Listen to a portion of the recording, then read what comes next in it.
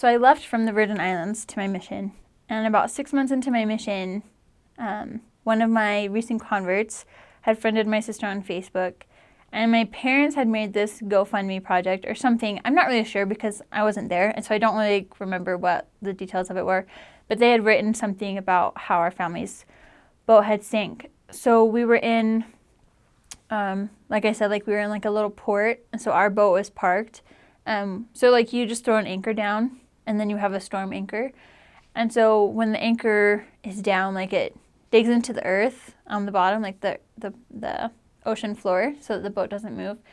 Because when the tide comes in and out, like the boat moves with the tide. And so someone else, a visitor, had come and parked their boat too close to ours. And so when the tides had come, their boat just slammed into ours and busted a hole in it.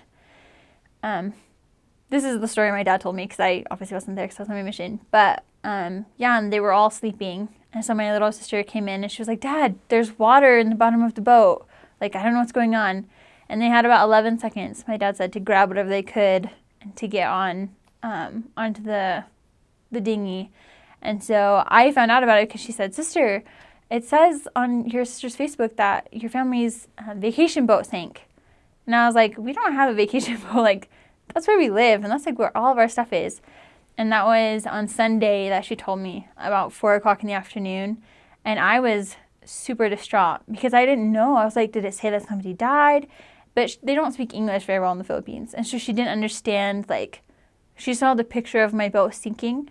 And so she was like, "I don't know, sister. Like, I didn't read it. I couldn't understand it." And so I was upset the whole day, and all through the night I couldn't sleep.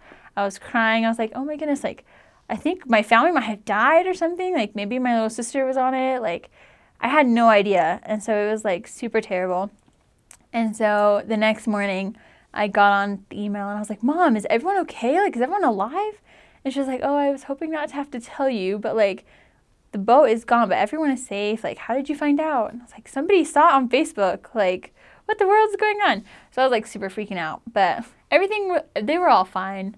It was just all of our stuff was gone.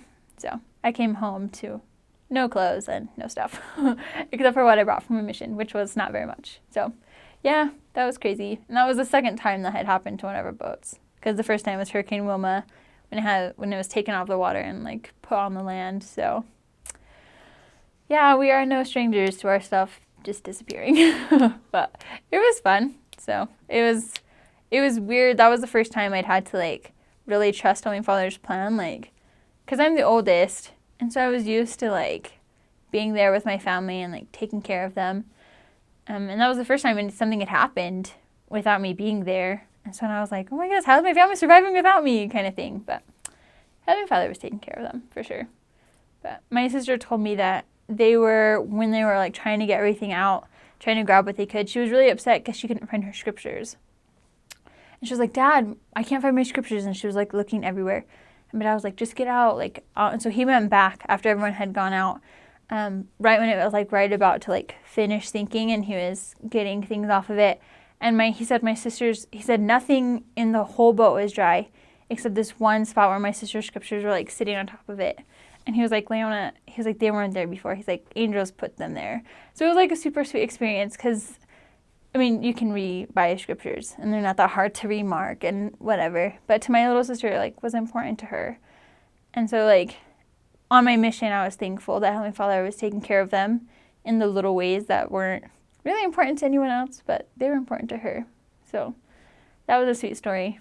My dad emailed that to me while I was on my mission, so it was a nice reminder